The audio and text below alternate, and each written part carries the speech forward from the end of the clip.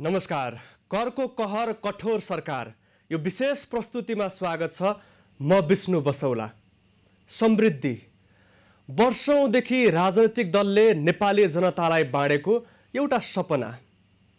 यही सपना पूरा गर्नको लागि राजनीतिक दलका घोषणापत्र बन्छन् र धेरैवटा कार्यक्रम पनि नआएका होइनन्, तर कार्यान्वयनको अवस्था प्रभावकारी छैन र पछिल्लो समय देशभित्र आर्थिक वृद्धि दर बढ्दै गएको अवस्थामा विश्वव्यापी महामारीको रूपमा फैलिएको कोरोना भाइरसको संक्रमणले गर्दा नेपालको अर्थतन्त्र थला पर्ने अवस्थामा आइपुगेको विश्लेषण भइरहेको छ र अहिलेको अवस्थामा उद्योग व्यवसाय बन्द छ। देश 2.5 महिनाभन्दा लामो समयदेखि लकडाउनको अवस्थामा छ।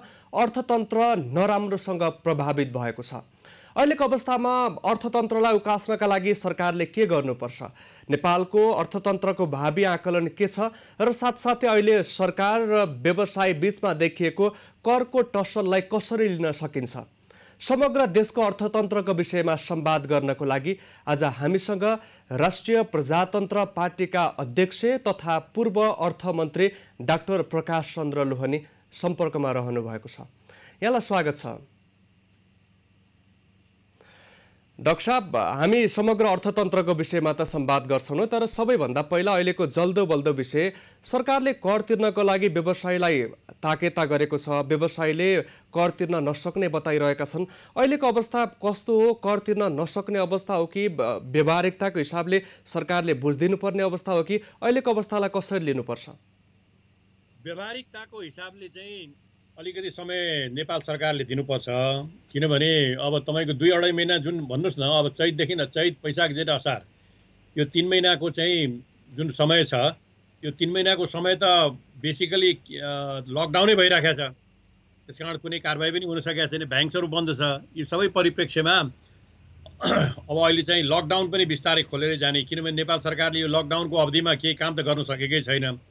लकडाउनको अवधिमा यो कोभिडसित जुझ्नको लागि जुन किसिमको संरचनागत परिवर्तन, जुन किसिमको व्यवस्थापन हुनुपर्थ्यो, त्यो त केही पनि हुन सकेको छैन, हाकारै छ। त्यसकारण अब यसलाई बढ्ता कन्टिन्यू गर्न पनि गाह्रो छ। एउटा सोसल डिस्टेन्सिङको नर्म्सहरू राखेर, केही मापदण्डहरू राखेर यसलाई खोलेर जानुपर्छ र त्यसपछि तपाईँको व्यवसायहरूलाई पनि अब अलिकति समय दिएर करको लागि केही समय दिनुपर्छ। डाक्टर साहब, अहिलेको अवस्थामा जीडीपीमा 65% योगदान दिएको व्यवसायको दाबी छ। प्रत्यक्ष अप्रत्यक्ष रूपमा 70 लाख भन्दा धेरैलाई रोजगारी दिएको उहाँहरूको एक किसिमको सरकारसँगको आग्रहमा पनि बताइएको छ। अहिलेको अवस्थामा सरकारले निजी क्षेत्रलाई विश्वासमा लिनका लागि के गर्नु पर्थ्यो, के गर्नुपर्छ? अब निजी क्षेत्रलाई विश्वासमा लिनको लागि हेर्नुहोस्, मेन कुरो के भने ओभरअल यो अर्थतन्त्र भनेर जब तपाईँ कुरा गर्नुहुन्छ नि, यो एउटा पोलिटिकल प्लेटफर्ममा अडेको हुन्छ के तपाईँको। पहिले यो जब यो अर्थशास्त्रको सुरुवात भयो, एडम स्मिथबाट सुरु हुँदाखेरि नि त्यसलाई इकोनोमिक्स भनेर छुट्टै थिएन, पोलिटिकल इकोनोमी भन्थे। पोलिटिकल इकोनोमी राजनीतिक अर्थशास्त्र भन्थे, राजनीतिसँग जोडिएको थियो।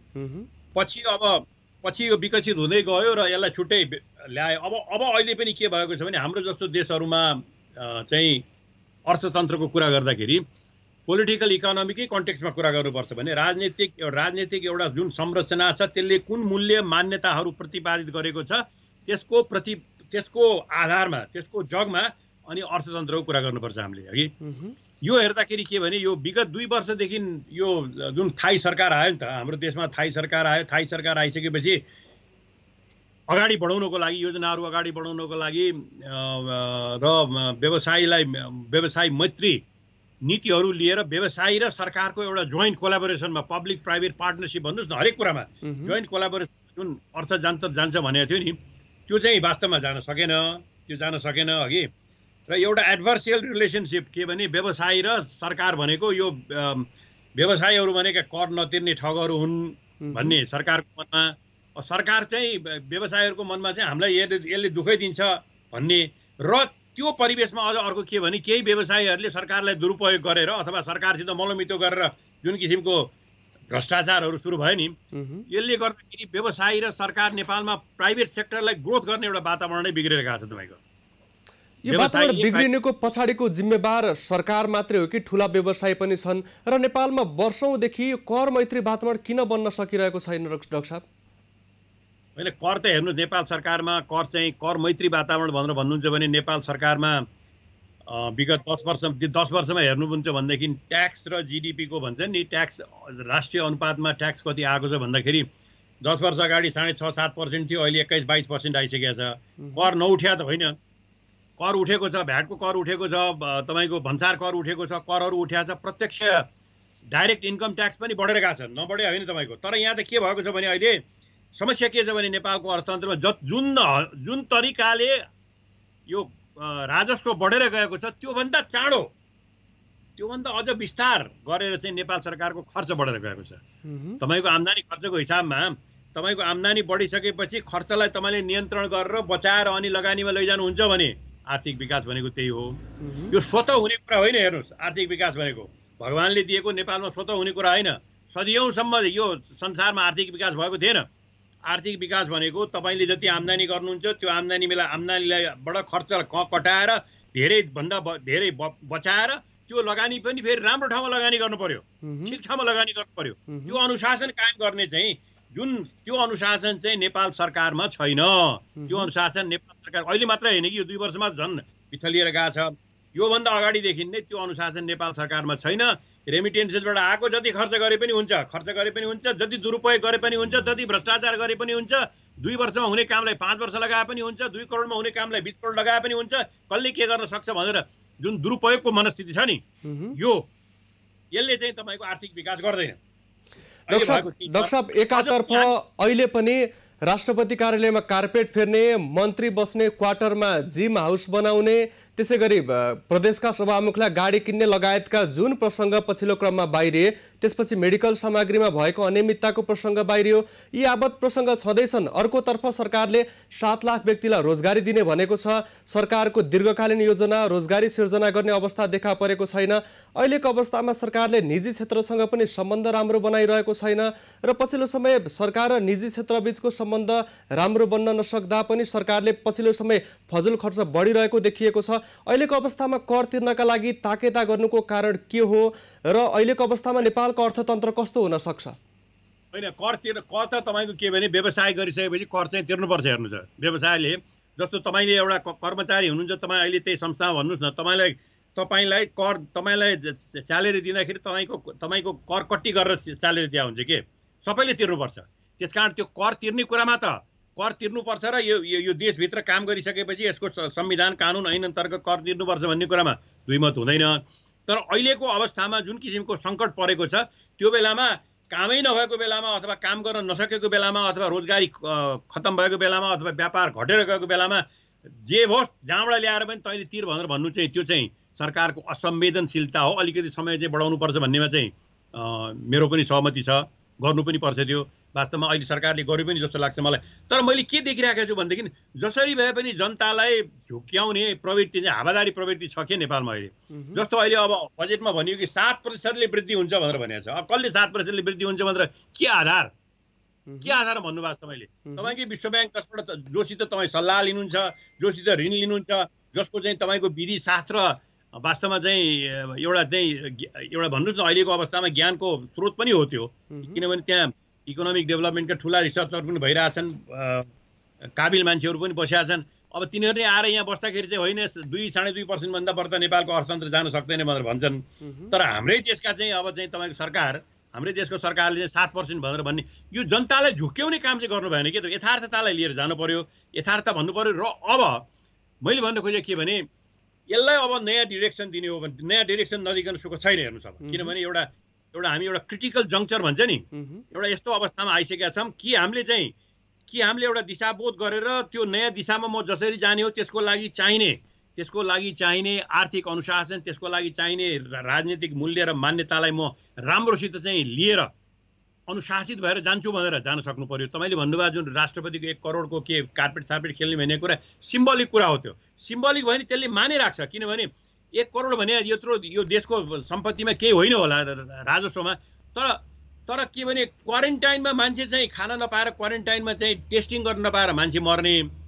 अनि हाम्रो देशको राष्ट्रपतिलाई चाहिँ अथवा चाहिँ प्रधानमन्त्री भन्नुहोस्, म कुनै व्यक्ति चाहिँ जान्न चाहन्न, तर पदाधिकारीहरूलाई चाहिँ यस किसिमबाट चाहिँ सुख सुविधा चाहिने र चाहिँ इज्जत चाहिने भन्ने यो जुन मनस्थिति आयो नि, यो सामन्ती मनस्थिति आयो, यो नव सामन्तवाद भन्छ है। यो सामन्ती मनस्थितिलाई कसरी तपाईँले यो यो यो आर्थिक विकाससित तपाईँको दृढता तपाईँको छ भन्ने कुराले यसलाई देखाउँदैन के तपाईँको। म त भन्छु के भने प्रधानमन्त्रीले त अहिले त गर्नु पर्थ्यो, प्रधानमन्त्रीले अब यो अहिलेको सरकारले भन्नुहोस् न, अहिले गर्नुपर्ने कुरा त के भनेदेखि यो एउटा क्रिटिकल जङ्क्चरमा आयौँ, अहिलेसम्म हामीले चाहिँ साधन स्रोतको दुरुपयोगै भएर गएको छ। नेपाल सरकारको भएको पैसा खर्च गर्न सकेका छैन। अब यसलाई कसरी सुधार गर्ने, यो सुधार गर्नको लागि मेरो एजेन्डाहरू 1 2 3 4 5 यो हुनुपर्छ। म नयाँ कानुन यसरी लिएर आउँछु, कार्यक्षमता मापन गर्ने कानुन यसरी ल्याउँछु।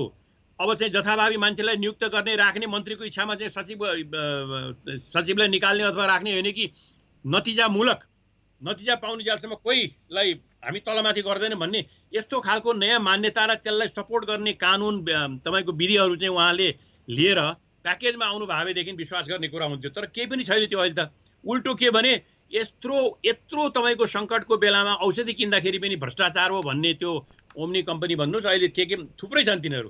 त्यसमा म यिनीहरूको अब चाहिँ यस्ता कुरा हुँदैनन्, अब यिनीहरूलाई चाहिँ म चाहिँ कारबाही गर्छु र म यसमा चाहिँ इन्भेस्टिगेसन गराउँछु भनेर भन्न सक्ने नैतिक हिम्मत त हाम्रो सरकारमा छैन। यो परिवेशमा नेपाली जनताको विश्वास कि सरकारले के गर्छ भन्ने विश्वास तपाईँले कसरी दिने? त्यसैले मैले भन्न खोजेको के भने आर्थिक विकासको यो परिधि भनेको राजनीतिक प्लेटफर्ममा अड्छ हेर्नु। त्यो राजनीतिक प्लेटफर्मले आर्थिक विकासलाई चाहिने मूल्य मान्यतालाई स्वीकार गर्न सकेको छैन नेपालमा।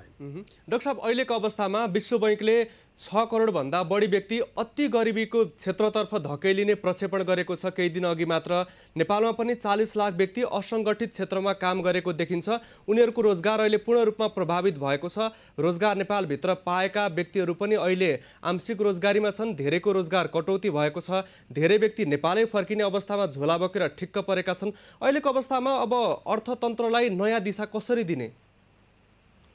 अब हेर्नुहोस्, एउटा कुरो तपाईँको अहिलेको इमिडिएट तपाईँको समस्यामा चाहिँ जस्तो हजारौँ मान्छेहरू पश्चिमतिर सुदूरपश्चिमतिर मान्छेहरू नेपाल हाम्रो नेपाली दाजुभाइहरू फर्किरहनु भएको छ। त्यो रहरले त भारत गएको होइन, बाध्यतावश यहाँ 1 वर्षसम्म खान नपुग्ने स्थिति भएको हुनाले 2-4 पैसा कमाऊ लत्ता कपडा ल्याउँ भनेर गएको। अब उनीहरू त्यहाँ पनि काम नपाएर, त्यहाँबाट पनि निकालिया त नभन्नु, त्यहाँबाट पनि काम नपाएर अब उहाँहरू यहाँ आइसकेपछि उहाँहरूलाई यहाँ तपाईँले के गर्नुहुन्छ?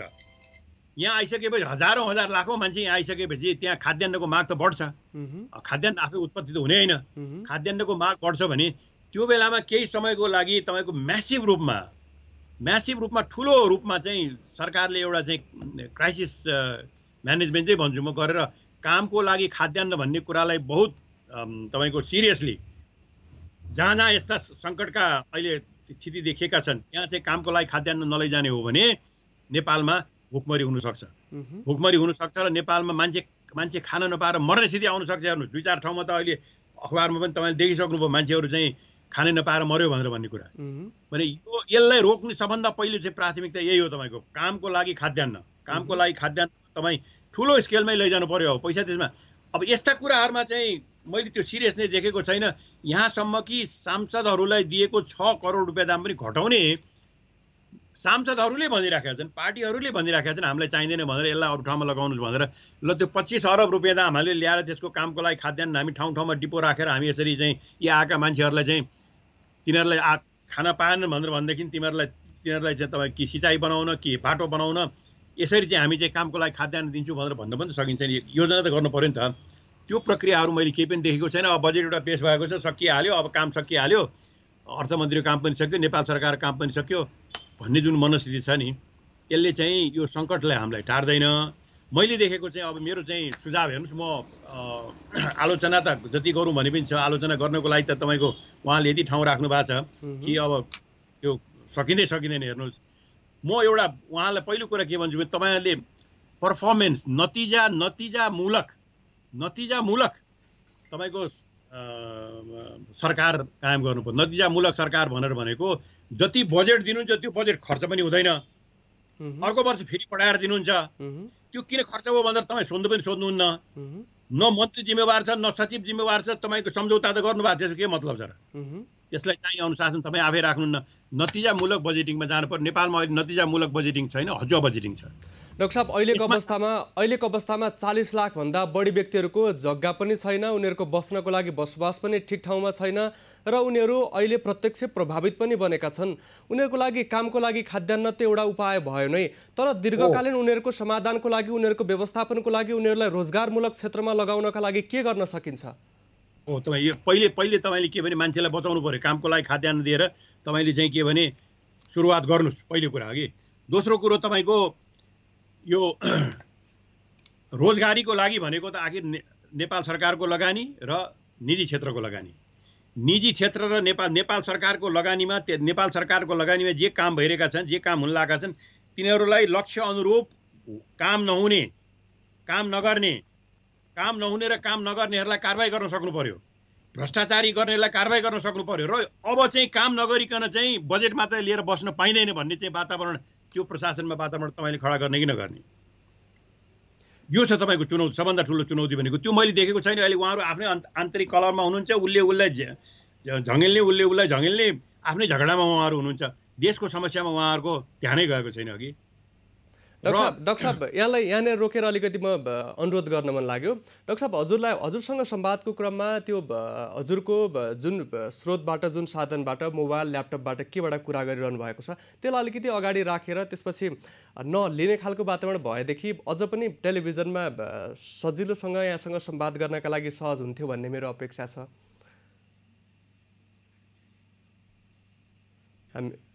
हामी डाक्टर साहबसँग संवादकै क्रममा छौँ। हामी उहाँसँग समग्र अर्थतन्त्रको विषयमा संवाद गरिरहेका छौँ। नेपालमा दूरदर्शी भिजन नभएको लगायतको विषयमा धेरै अगाडिबाट टिप्पणी भइरहेको छ।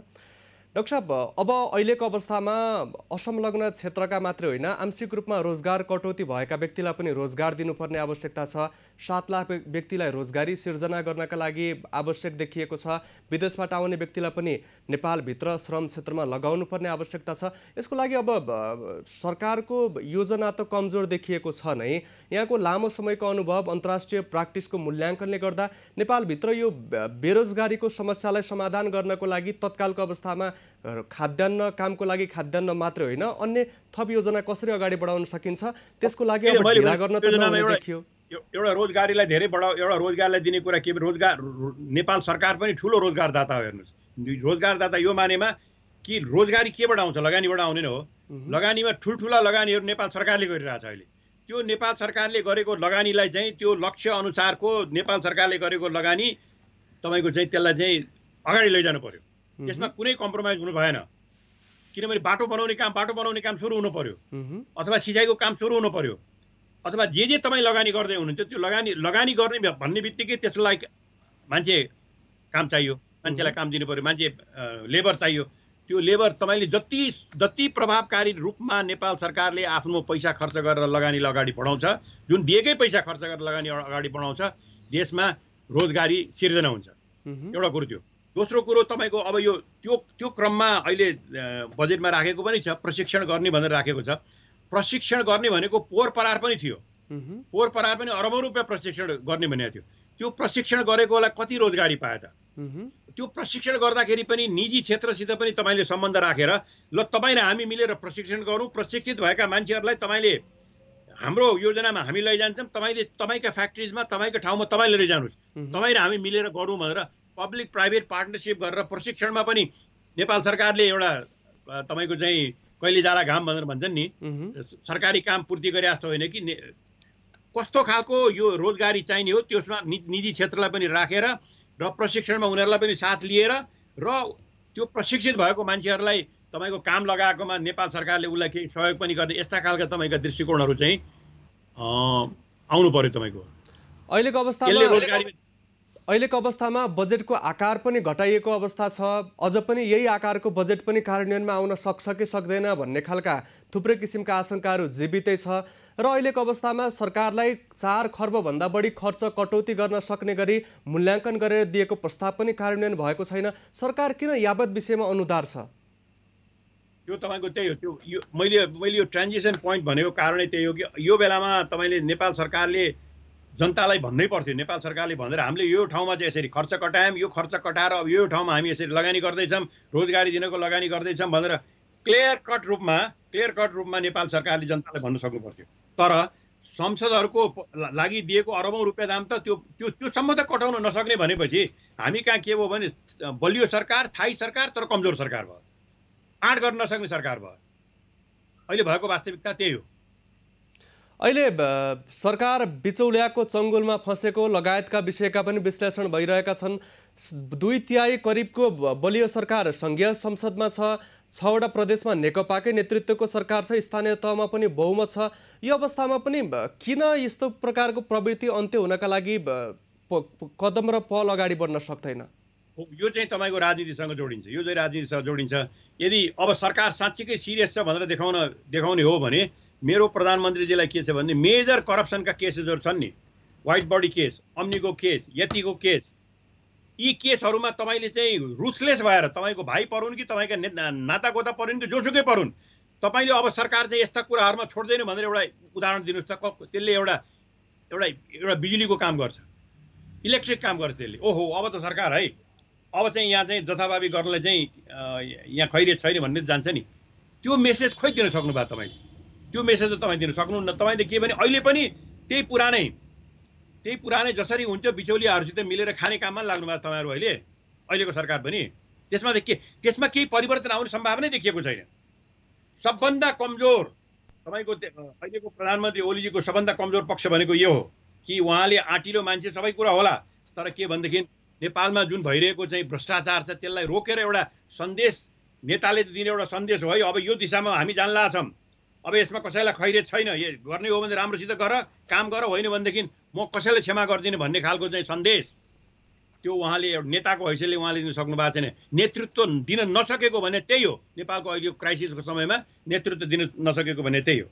डाक्टर साहब, अहिलेको अवस्थामा नेपालभित्र राजस्व लक्ष्य अनुसार नउठ्ने देखिएको छ, रेमिटेन्स घट्ने अवस्था छ, व्यवसायलाई कर तिर्नका लागि कठिन छ, विज्ञ अर्थमन्त्रीबाट प्रस्तुत भएको योजना व्यवसाय मैत्री नयाँ खालका योजना सुरुवात गर्न सक्ने भएकालाई कार्यान्वयन गर्न सक्ने छैन भन्ने विश्लेषण भइरहेको छ। अबको अवस्थामा अर्थतन्त्रको भावी मूल्याङ्कन के छ? अर्थतन्त्र कसरी चलायमान बन्न सक्छ? होइन, अब सत्तामा बसेपछि तपाईँको चाहिँ म गर्न सकिनँ भन्ने हो भने छोड्नुपर्छ, अर्को आउँछ गर्नलाई, होइन? जिम्मेवारी लिएपछि त तपाईँको जिम्मेवारी त तपाईँको टेबलमै छ। तपाईँ सत्तामा चाहिँ म बहुमतको सरकार, म चाहिँ जनताको सरकार, म काम गर्छु भनेर आउनुभयो, होइन? म चलाउन सक्दिनँ, सरकारले काम पनि गरेन भनेर अरूलाई दोष दिएर फर्किने तपाईँको चाहिँ पन्छिन पाइँदैन। अब अथवा मन्त्रीलाई दोष दिने अथवा चाहिँ सचिवले काम गरेन, फलानुले काम गरेन भने तपाईँ सारा लिएर बस्नु भएको छ भने तपाईँ it's you who is responsible. Responsibility तपाईँको हो, तपाईँले अरूलाई पन्छ्याउन मिल्दैन। हेर्नुहोस्, त्यसकारण अहिलेको सरकारको जसले शासन लिएर बस्नु भएको छ उहाँहरूले चाहिँ गर्नु पर्यो। र के सम्भावना छ? जस्तो तपाईँको अहिले मान्छे कृषिमा गएको छन्, तब मुतिर गएको छन् भनेर भनेदेखि चाहिँ के गरेर अब अगाडि बढाउँछ? कमसेकम नेपालको प्रतिस्पर्धात्मक क्षमता दक्षिण एसियाको स्तरमा त पुर्याउनु पर्यो। कृषिमा, उद्योगमा कति वर्षमा पुर्याउने? नेपालको प्रतिस्पर्धात्मक क्षमता धानमा होस् कि मकैमा होस् कि गहुँमा होस् कि एग्रो प्रोसेसिङमा होस् कि यति वर्षभित्रमा हामी यसरी पुर्याउँछौँ। यसको लागि तलको यसरी हामी चाहिँ सङ्गठन गर्छौँ। संसारमा त हुइलै परिवर्तन खोज्नु पर्ने त होइन। अहिले ठिक छ, हाम्रो निजी क्षेत्रै हो। हाम्रो त तपाईँको नेपालमा 67% निजी क्षेत्रै हो। कृषिमा पनि साना साना खेत लिएर बस्ने सबै निजी क्षेत्रै हुन्। यिनीहरूलाई बजारसम्म कसरी ल्याउने त? कसरी त्यसलाई अर्गनाइज गर्ने? हामीले मात्रै त होइन। तपाईँ डेनमार्क हेर्नुहोस् त, डेनमार्क भन्ने देश वास्तवमा केले चलेको छ? सहकारीले चलेको छ। सहकारीले चलेको छ। त्यहाँ स्वामित्व, निजी स्वामित्व छ, तर तपाईँको त्यहाँ किन्नेदेखि लिएर बेच्नेदेखि लिएर सबै काम कसले गर्छन्? मार्केटिङ कोअपरेटिभ छ, ट्रान्सपोर्ट कोअपरेटिभ छ, त्यही फार्मर्सहरूले चलाएको। डाक्टर साहब, अहिलेको अवस्थामा सरकारका यी यावत नीतिले गर्दा अर्थतन्त्र चलायमान बन्न सक्छ यो सङ्कटपछि तत्कालै? चलायमान किन बन्न नसक्ने? आफूले तपाईँले जे अहिले बजेटमा भनेका तपाईँहरू कामहरू कुराहरू गर्नुहोस् न, लगानी गर्ने भनेका कुराहरू गर्नुहोस् न। अहिलेका तपाईँका जे कामहरू जुन जुन टाइममा गर्छु भन्नुभयो त्यसलाई पुस गर्नुहोस् न, तपाईँ राख्नुहोस् न। किन नहुने? किन नसक्ने? र जनतालाई प्रेरणा दिनुहोस् कि यो अब नेपालमा भ्रष्टाचार गर्यो भनेदेखि चाहिँ नेपाल सरकारले छोड्दैन, नेपालको संरचनाले बेइमानी गर्नलाई छोड्दैन भन्ने एउटा वातावरण बनाउनुहोस्। आखिर यो विकास भनेको त एउटा वातावरण, मान्छेको उत्साह पनि हो। यहाँ चाहिँ बेइमानी गर्न पाइँदैन। यहाँ काम गर्यो भने नतिजा पाइन्छ, यहाँ काम गर्यो भनेर भनेदेखि चाहिँ हामीलाई पुरस्कार पाइन्छ भन्ने एउटा वातावरण बनाउनुहोस् न। डाक्टर साहब, प्रश्न कहाँनिर हो भने अहिले नीति आएका छन् र बजेटमा थुप्रै खालका राम्रा खालका योजना पनि आएका होलान्। यसलाई कार्यान्वयन गराउनका लागि सरकारको क्षमता देखिन्छ? अहिले कार्यान्वयन बनाउनका लागि त्यो किसिमको वातावरण बनेको छ? अहिलेको सरकारले अहिले जुन तरिकाले कोभिड-19मै पनि जुन किसिमको देखिएको छ नि, अहिलेको सरकारले चाहिँ गर्न सक्ने सम्भावना त कम छ। तर हाम्रो सरकार त यही हो, अहिलेको सरकारले गर्न सक्ने सम्भावना कम छ। आखिर सरकार त यही हो, भन्नुपर्ने यसैलाई हो। र गर्न सकेन भनेर भनेदेखि, गर्न सकेन र समस्या बल्झिँदै गयो भनेर भनेदेखि जनताले कुन रूपमा त्यसलाई लिन्छन्, भोलि के हुन्छ भन्ने कुरा भन्न सकिँदैन। हेर्नुहोस्, अमेरिका जस्तो ठाउँमा त्यत्रो प्रदर्शनहरू भइराखेको छ, त्यत्रो त्यहाँ पनि त सिस्टम त भएकै हो नि त। तैपनि त्यहाँ असन्तोष हुँदाखेरि प्रदर्शन त भयो नि। भन्दाखेरि नेपालमा कुन तरिकाले प्रदर्शनहरू, कुन तरिकाले आक्रोशहरू निस्कन्छन् त्यो चाहिँ भन्न गाह्रो छ। तर अहिले सरकार एउटा के भने अग्नि परीक्षामा छ। अहिले यो अग्नि परीक्षामा अहिले भनेका बजेटका कुराहरूलाई पनि पार लाउन नसक्ने हो भनेर भनेदेखि यसले सत्तामा बस्ने कुनै वैधानिकता रहँदैन। डाक्टर साहब, अन्तिममा सरकारमाथि कालो बादल मडारिएकै हो त? होइन, कालो बादललाई त्यसलाई चाँदीको घेरामा परिणत गर्ने शक्ति त तपाईँसित छ नि त। अहिले तपाईँसित छ नि। तपाईँ निजी क्षेत्रलाई नै तपाईँले कसरी चाहिँ अगाडि बढाउनु छ, उनीहरूसित संवाद गर्नुहोस्। र सरकार र निजी क्षेत्र मिलेर कुन कुन ठाउँमा जाने उनीहरूसित चाहिँ कुरा गर्नुहोस्। नयाँ नयाँ इन्स्टिट्युसन्सहरू कसरी बनाउने कुरा गर्नुहोस्। म तपाईँलाई एउटा उदाहरण दिन्छु। तपाईँको भूमिहीन नै भनेर भन्नुहुन्छ, अहिले भूमिहीन भएको हरेक गाउँपालिकामा नदी उकासका जमिन पनि छन्, तपाईँको खेती नभएका जमिनहरू पनि छन्। गाउँपालिकालाई तपाईँले चाहिँ के भने ती नदी उकासका जमिन अथवा खेती नभएका जमिन ल त्यो गाउँपालिकाले लिएर त्यहाँ जो मान्छेहरू काम गर्न आउँछन् तिनीहरूलाई चाहिँ 10 वर्ष 15 वर्षको लिजमा दिनुहोस्, नेपाल सरकारले सबै कुरोको सहयोग गर्छ भन्ने यस्तो पनि त गर्न सक्नुहुन्छ नि तपाईँ। नयाँ कन्सेप्ट आउनु पर्यो नि तिनीहरूलाई इम्प्लोइमेन्ट गराउनको लागि। त्यो केही पनि देखेको छैन। गाउँपालिका पनि के भने माथि हेऱ्यो भने पनि सबै तपाईँको चाहिँ आफ्नो आफ्नो स्वार्थमा छन् भने म मात्रै किन पछि हट्ने, भोलि चुनाव पनि मैले लड्नुपर्छ भनेर त हामी त यो त चुनावको परिप्रेक्ष्यमा होल सिस्टमै कर्पोरेट जान लाग्यो। त्यसलाई रोक्ने त माथिकाले हो। माथिकाले बाटो देखाइदिनु पर्यो। माथिकाले तपाईँले ली कुआन यूको तपाईँको बायोग्राफी पढ्नु हो भने त्यहाँ पनि त्यस्तै थियो, खराबै थियो। त ली कुआन यू आइसकेपछि हुन्छ डाक्टर साहब, हुन्छ। अब हामीसँग निर्धारित समय करिब सकिएको छ। यहाँलाई समय र संवादको लागि धन्यवाद दिन्छु। हस्, धन्यवाद। हामीसँग डाक्टर प्रकाश चन्द्र लोहनी संवादको क्रममा रहनु भएको थियो। उहाँ पूर्व अर्थमन्त्री रहनु भएको छ। राष्ट्रिय प्रजातन्त्र पार्टीका उहाँ अध्यक्ष हुनुहुन्छ र समग्र नेपालको अर्थतन्त्र, अबको अवस्था र सरकारको अहिलेको अवस्था यस्तै विषयमा संवाद केन्द्रित रह्यो। करको कहर कठोर सरकार, यो विशेष प्रस्तुति जारी रहनेछ। हामीसँगै रहनुहोला।